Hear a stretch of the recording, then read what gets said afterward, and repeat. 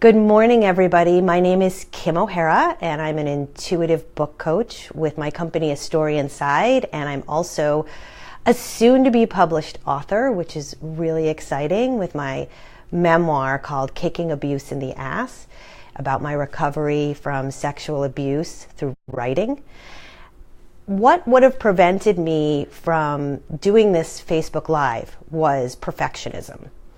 That same perfectionism kept me from facing sexual abuse for almost 4 decades. If I was perfect, then you wouldn't know how messy and ugly and horrible it would be when I started sharing about the truth of what had occurred in my life and all the ways that I tried to keep that from you. You know, when we write books, we think we have to have the perfect marketing campaign. You know, it's going to roll out on X date, and then we're going to do the perfect video, and we're going to have a makeup glam squad, and we're going to tweet perfectly. And I wrote this book to heal people and to show people how writing about my abuse healed me. And I can't wait another second longer to not start sharing the book, even though it's going to get published next week. The purpose of writing the book was to share my story so that people could heal. And so I need to start sharing the story today. I can't wait another minute. Hi, Carrie. Some people are watching. That's amazing. I'm so excited. Thank you for being here. This is nerve-wracking. I'm reading my book for the first time publicly, and I see there's some authors on here watching. Hey, Leon. And I'm really, I'm ready to share this. And if you know anybody that's been sexually abused or abused in any way, please share this live feed. This is not for me to sell books. This is for me to start to heal people. So I'm going to read an excerpt from it. And if you have any questions, I posted in Facebook. I have an AMA author feed where you can anonymously go there. And over 172 people have asked me all sorts of questions about healing from sexual abuse.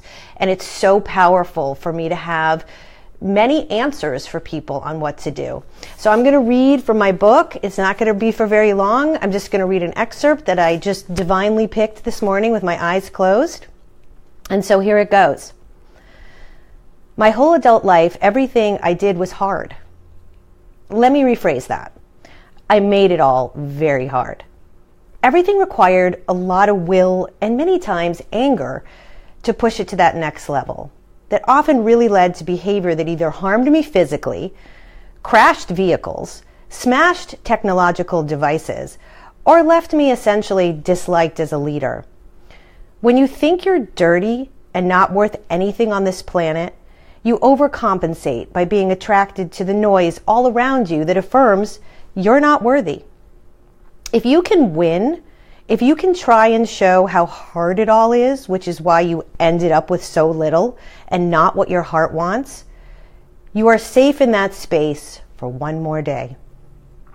I had a self-will that found me the father for my children, gave me the miracle of pregnancy and childbirth, kept me alive through addictions and crazy behavior. That will was built on survival, of white knuckles on the wheel, built on a lie. Slowly letting go of that will opened my heart to the connection of self-love.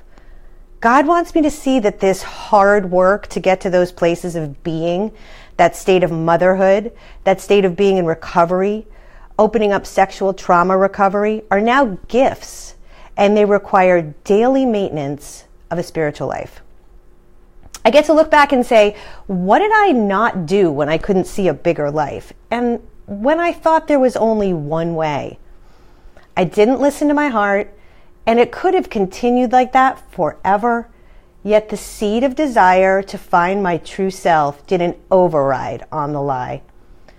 One random Tuesday night, 4 years ago, my ego lost footing, just enough to dislodge the abuse secret from my subconscious and enter my unconscious in a dream where it sat for a very brief moment until I woke up and I knew the lie. I knew the secret. Oh shit. I started to write about it with clarity. In my childhood, the lightness of life had been taken from me by the act and the secret of abuse, the silence and the rigidity. It was what was not said that hurt me more than the act in many ways. My confused little girl grew up to be an adult in a perpetual battle. Don't you dare cross me. I'll destroy you. A heat inside me would rise, would boil, and I would race to my journal to write page after page of rage-fueled words about what everyone else was doing to me. I was still trapped in the mind of a 10-year-old little girl sent to her room to write about why she was so angry. I would beg God to kill my parents, and then I would beg God to keep them alive. Then I would write about my escape into the stars, far from this planet, high above this place. At 10 years old, I was not telling my true stories to anyone. I was sexually abused until I was 10, and then it stopped, plunging me into a great despair of loneliness, abandonment, and rejection. It is incredibly lonely to hold the secrets of abuse. The repressed pain and denial eats you from inside. It's as if it didn't happen, yet it profoundly did. And that makes a little kid pretty pissed off.